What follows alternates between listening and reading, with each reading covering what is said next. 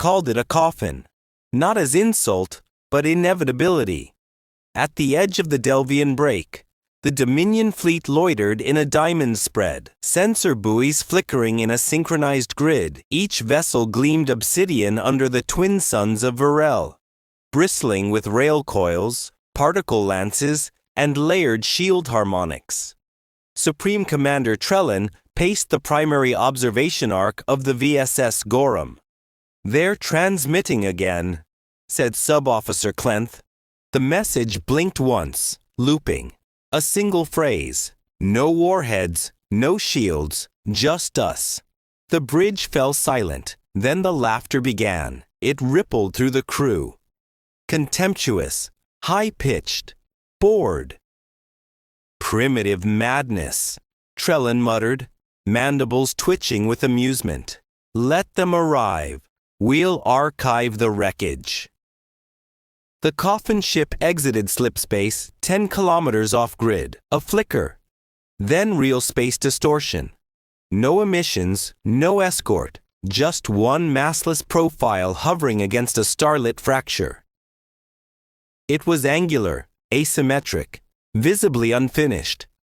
Weld lines visible, thermal shielding incomplete. It bore no insignia, no identifiers, just a gray hull, shaped like regret. "Designate," Clenth asked. "No match," replied Tactical. "Human. Likely." Trellin narrowed his secondary eyes. "Then let them burn." Inside the coffin, Commander Lee Arden didn't blink. Her face was pale, eyes sunken from months in zero-G. Across from her, Ensign Ro Callis adjusted the resonance stabilizers. "We'll drift first," Callis said. Arden nodded. "No patterns. Let them guess." The coffin's interior was stripped. No AI, no smart systems, just wires, metal, cold math, and an untested core wrapped in phase-reactive lattice. Arden reached for the primary actuator. "Initiate null resonance." The hull groaned. Outside, the Dominion formation scanned. Passive sweeps only. "Still no lock?" Trellin asked. "They're radiating interference, chaotic, unfiltered. Intentional? Doubtful." Trellin didn't respond. His eyes fixed on the ship that didn't belong, that shouldn't exist. Back in the coffin, Callis exhaled. "If it fails, we vanish," Arden finished. "And if it works?" She didn't smile. "So do they." The pulse began with a hum, not loud, not bright, just wrong. The kind of wrong that made sensors return zeros across active fields. Trellin tilted his head. "Report.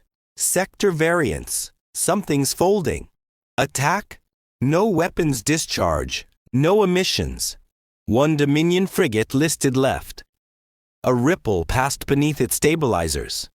"Correct course," its pilot snapped. Then the ship twisted. Not spun, not rolled. Twisted, as if space had forgotten how lines worked. Its hull folded. Then blinked. Gone. "Visual anomaly," shouted Tactical. "Cross-vessel sync collapsing." Trellin took a step back. "Focus the grid. Target the coffin. Erase it."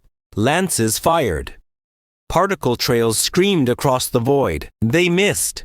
Not because the coffin moved, because space didn't behave. Inside, Arden gripped the console. Sweat poured down her temple. Callous.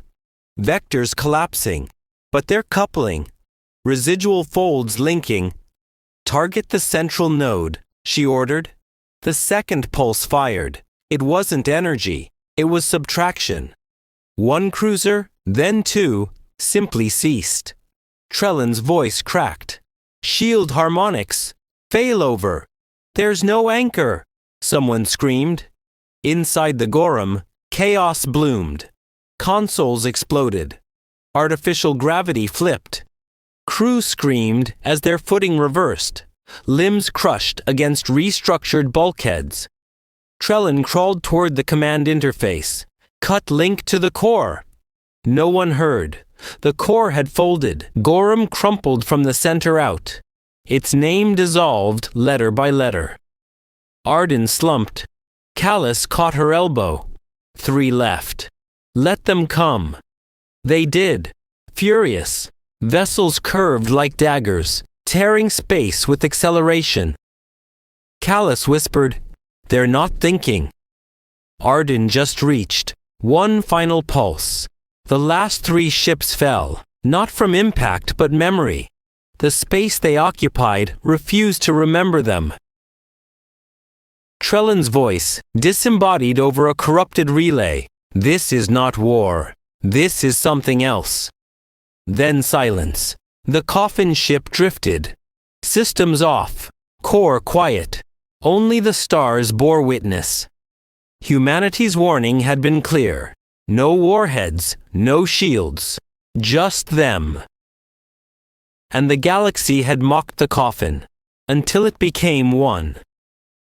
It took 20 minutes for the Zenthari observers to register the loss. The Dominion grid stopped responding. Relay nodes dropped from the pulse network one by one. On a civilian science vessel orbiting Talros 9, Dr. Izel Moran tapped her console twice, frowning. "Can you re-ping the Dominion beacon array?" Her assistant frowned. "It's not offline. It's missing." Across 12 systems, whispered queries spread. From the Carrick's listening post to the trade docks of Glim, silence replaced certainty. No debris fields, no escape pods, no distress signals. Just a smear of unparsable gravimetric residue. In the command core of the Honori Pact, a single transmission was decrypted. It came from a Dominion Pathfinder drone stationed at a relay junction, recorded seconds before the fold. The final phrase, "We mocked a shadow," and it answered. Commander Lee Arden sat motionless. Her eyes flickered once as the coffin's systems bled back into baseline function. "Drift phase complete," Callus said softly. Arden didn't respond. Outside, the stars continued to burn, indifferent, distant, watching. And in the void they'd carved, a message remained. No warheads, no shields, just extinction. And silence. On the far edge of Andoril's reach, in a war council chamber carved from blackened ice, the Polari conclave met in hushed emergency quorum. They had not engaged. They had not fought. Yet something stirred beneath their sensor horizon. "The Dominion fleet is gone," murmured Fleet Warden Hearn. 33 capital ships, erased. "By what?" asked a younger diplomat.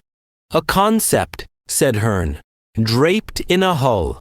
The room darkened as playback holograms rippled across the council table. Warped signal fragments. Pulse anomalies. The outline of a single vessel drifting alone in the dark. Someone whispered, "Is it still there?"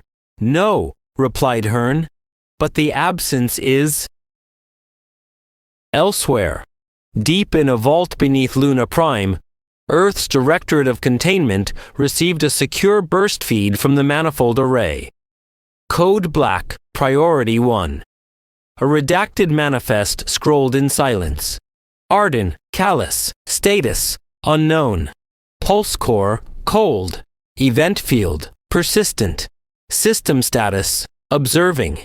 And above the breach they left behind, beyond the orbit of the last vanished beacon, something stirred. Not in motion, but in math. A fractal pulse, expanding, thinning, waiting. The coffin ship had gone dark, but what it carried had not. In the silence that followed, stars flickered across systems they had never touched. And somewhere in the galaxy, 1,000 simulations recalibrated. None of them ended with victory. Eek. They all began with a name. Arden. They all began with a name. Arden. She woke inside the dark. Not the dark of space. This was deeper. Sensor blind. Gravity null. The kind of black that swallowed thought before light. Callus's voice cracked through the murk. You're back. Arden inhaled slowly. How long? 13 hours. The silence between them wasn't tension. It was reverence. Neither of them knew how they were alive, only that they still were. The pulse core remained inert, but the ship vibrated gently, not mechanical, rhythmic, like something breathing against the hull from the outside. We're not alone, Arden whispered. Callus didn't ask how she knew. Proximity scans unreadable. Everything loops back. No origin, no mass echo. Arden floated closer to the console. Data flickered, but not human code. Symbols, shifting, pulsing, each one recursive. It's not noise, she said. It's a message. To us. No, Arden answered. To itself. Far outside, invisible to instruments, something spiraled around the breach left by the coffin. Not a vessel, not life, just probability. Searching for paths not yet walked. In the cryptic glow of the pulse map, a new vector shimmered. One that hadn't existed before. One leading inward. Should we follow it? Callus asked. Arden's eyes didn't leave the strange sigils. We already are. Somewhere between vectors, the ship stopped moving. But not in space. In time. The stars outside froze mid-glint. Diagnostics halted mid-cycle. Arden's last breath caught in her chest like a moment awaiting permission. Callus blinked. Then again. We're paused, he whispered. No, Arden said. Her voice was slow, deeper. We've been acknowledged. On the console, the symbols rearranged. Not translated. Not deciphered. Rewritten. Their names appeared. Arden. Callus. Followed by a third. Unknown. Something else is here, Callus said, sweat beading on his forehead despite the cold. The lights in the cabin dimmed to pulse cadence. The air shimmered faintly. A figure, not physical, not even a shadow, emerged in the far corner. Not seen. Known. Arden didn't flinch. You've been watching. The thing didn't speak, but data poured across the boards. Fields, pulses, dead languages. Then, a single clear phrase. You've opened what we sealed. And beneath it, now you will remember us. The words didn't echo. They lingered. Each syllable etched into memory, not by sound, but sensation. Arden felt them behind her eyes. Callus flinched, like something had grazed his spine. What does it want? He whispered. Arden's eyes never left the console.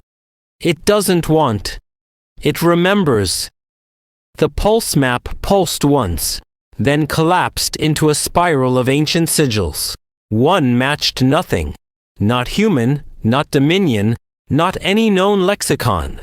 Yet Arden knew it. A name, not hers, not Callus's. One older. The figure in the corner did not move. It wasn't made of mass or light.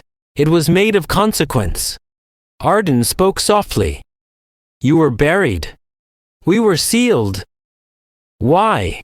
Because the first ones feared what we showed them. Callus gripped the edge of his chair. What did you show them? That the universe is not a place. It is a decision. Silence fell. The hull thrummed with invisible harmonics. The stars beyond the viewport rippled, like water touched by a thought. Why us? Arden asked.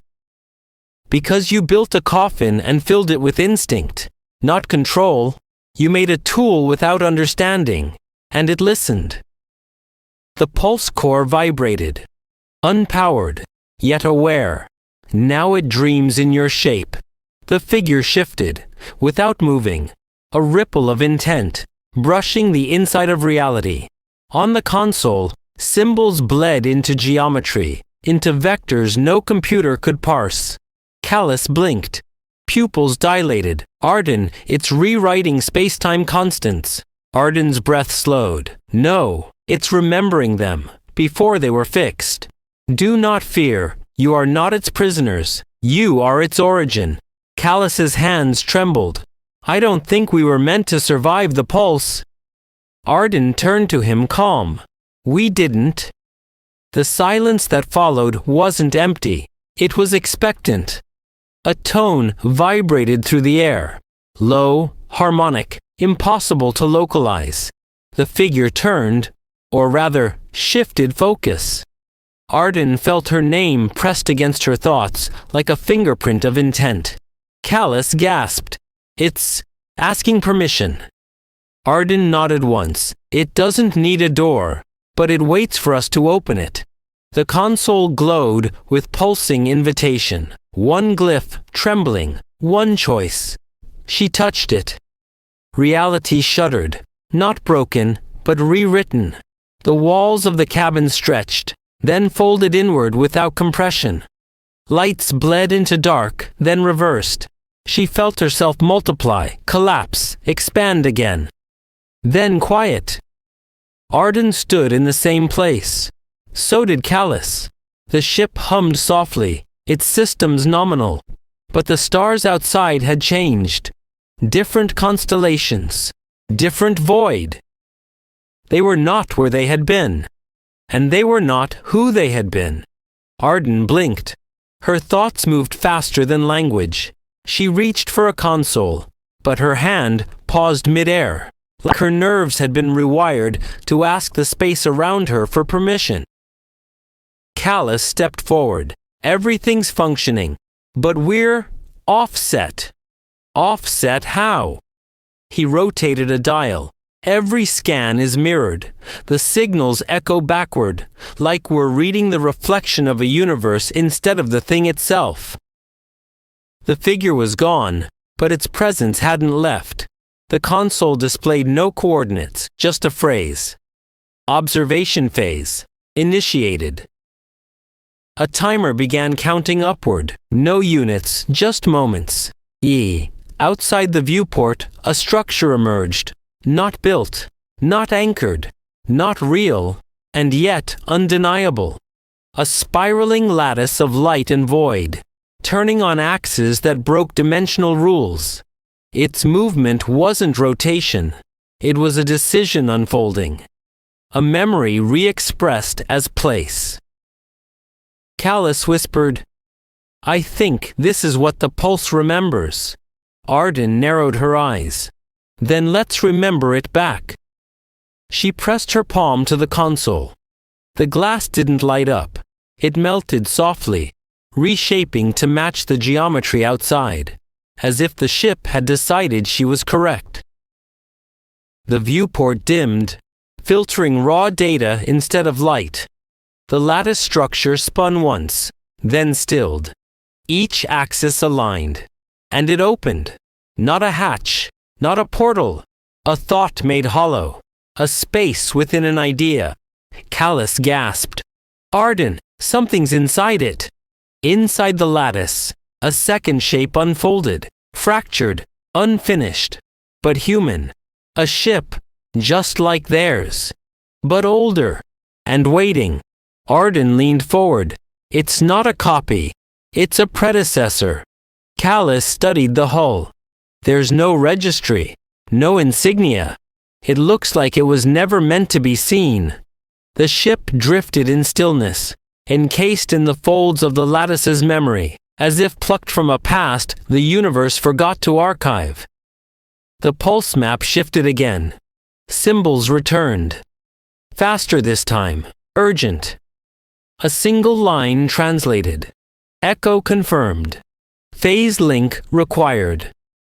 Arden nodded. It wants to reconnect. Callus hesitated. With us or with itself? Arden opened the override panel. Does it matter? She triggered the sync. A soundless surge passed through the ship. Light bent.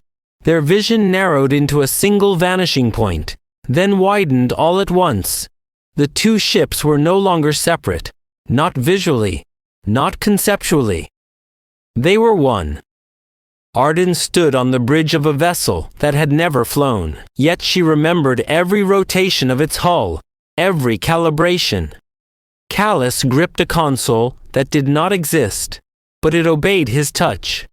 "Is this a hallucination?" he asked. "No," Arden said.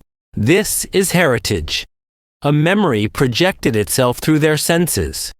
Not sight, not sound, but presence. A crew, long dead, human, faces blurred by time, standing where they now stood, staring into a lattice that had once opened for them, and failing to return. "You must remember further." The voice came not from the ship, nor from the lattice, but from within. We opened the lattice. We saw what lay beneath, and we fled. Arden clutched the console as a flood of recursive data hit her. Visions of expansion, collapse, timelines coiled into loops. She saw herself 1,000 times, each a different choice, each a different end. Callus screamed as memory clashed with identity. But neither let go. The pulse core reactivated. Its rhythm now matched the lattice's spin. The ship began to move, not away, deeper, into the lattice, into memory, into the wound that had never healed. They passed the echo point. Beyond that, data lost meaning. The ship no longer fed coordinates. The stars thinned. Light flickered not from distance, but from doubt. Arden spoke a final command. "Observe us." And the ship obeyed. Beyond the final axis of the lattice, time ceased to flow. The Minerva-class prototype crossed into legend, trailing the ghosts of its own recursion. The lattice closed behind them. And the galaxy, once cruel, once sure, felt the absence of its own reflection.